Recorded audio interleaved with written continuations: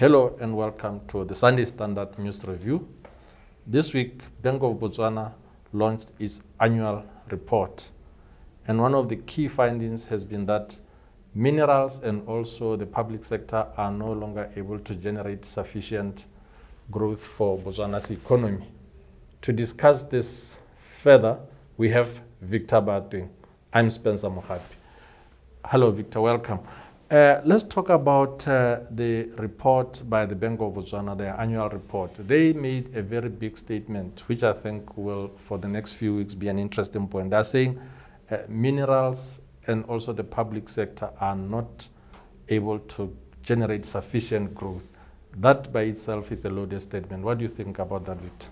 Thank you very much, Spencer. Remember this annual report, it comes at a time when we've been battling COVID-19 for the past year. So it's at the back of this battle that the bank actually made its economic policy or its economic commentary regarding to what happened in our economy or what's happening in our economy. Their emphasis is that we need to be growing at a certain rate to reach a certain level. They will discuss the numbers as we continue to discuss this issue. But Hela, what the key message is coming from them is that we need to move away from minerals and go to the private sector led economy or the export-led economy. And that's not a new statement, really. It's a song that we've been singing all along. It's a chorus that is almost known by each and every person who's been following the economic development of Botswana. Yes, that's true. And another of more interesting things to come out of has been that if Botswana is going to upgrade to the upper middle income, it will need a continuous growth of about 8%. Yes. And that is in line, I think, with the Vision 2036 of saying Botswana has to graduate to that particular level. But that doesn't seem right, accurate, given the circumstances that we are in today. Will we ever be able to grow at 8%? Yeah, the aspirations of the Vision 2036 is that by that year, Botswana should have moved to the upper income or the higher income status. Remember, now we are in the middle or the upper of the middle income status. So the intention was that, or the target is that, should we reach that level, we should grow at least by 8% annually.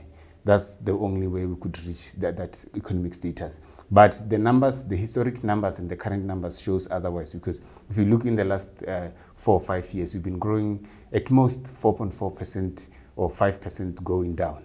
We're still in 2020, we even went into negatives. We went minus 8.8 in terms of GDP growth. For 2021, both the IMF and the government, they have come up with a highly ambitious number. They project 7.7 and 7.5 respectively.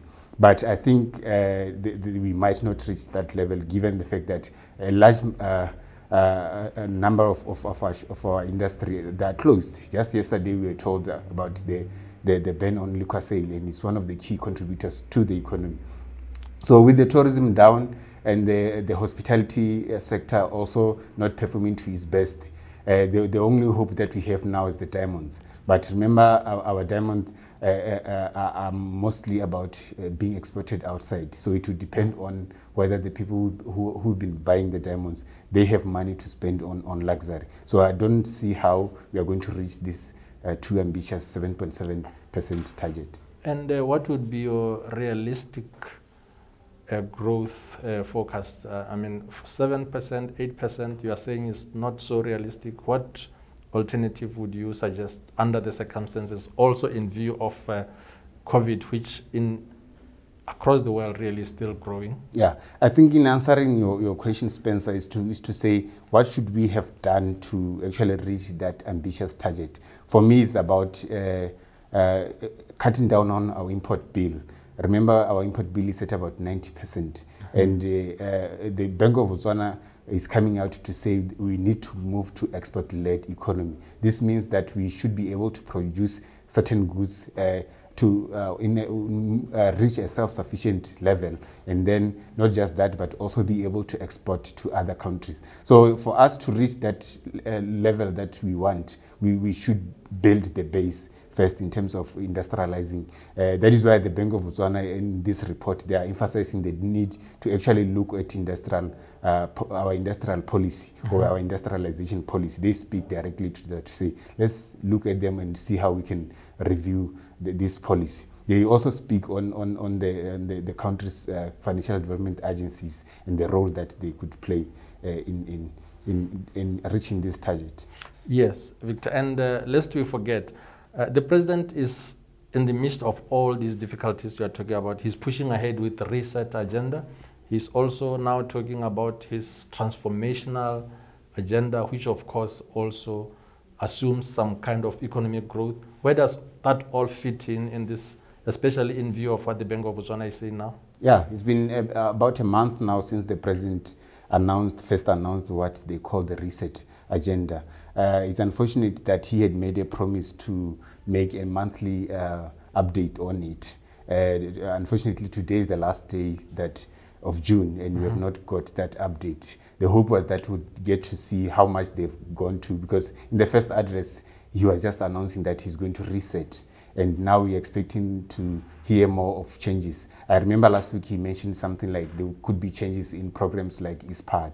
So those are the areas that we'll be looking at to see how are they synced with, for instance, Vision 2036, and also lately the economic transformation plan. Also, he also needs to clear out the issues that our state-owned enterprises, in terms of the role they could play, not just enterprises, state-owned enterprises, but also the financial development agencies like SEDA, LEA, BSB, and NDB. And talking about those, Victor, in the report, Bank of Botswana also is calling for role clarity. They mention Botswana Development Corporation, Citizen Entrepreneurial Development Agency, Botswana Savings Bank, and to a lesser extent also the NDB. What do you think is going to happen to all those? Because almost all of them are lenders, or they're supposed to be. But Bank of Botswana has never really been a big fan of this, because they are saying they are supporting businesses that in the end will not be able to sustain on their own. So what do you think is going to happen to this once Botswana government merges or reviews what structures they are going to enroll? Yeah, that's a good question. I think what needs to happen is that already the role that these institutions need to play has been laid out in their acts or statutory mandate. We know that SEDA is supposed to develop citizen entrepreneurs. But what we have seen it doing in the past years of its existence was to focus much on financing rather than development of entrepreneurs, which is why now the government, as the parent of this institution, needs to give them direction and say, don't just finance, but also try and develop, so that people don't just get money and then get it wasted. If you're now going to develop business, it means that you make sure that the people that you give money have the ability to use it and return it, so that you lend it out to other fellow citizens who want to go into entrepreneurship. So the emphasis has to be on delivery. We have to have this institution setting target for themselves, and also making a promise to the government to deliver their mandate, because it's at the end of the day, all these things we are talking about, like export, they're really looking to institutions like SEDA and NDB. If someone wants to go into agro-processing, they're looking into NDB or SEDA for financing, but not just financing, also the development of their products. And lastly, and also briefly, Victor, look, the whole thing about this particular report takes us down to the issue of economic diversification, really. Is it a lost cause, given that we've been saying this now for the last 8 years or so?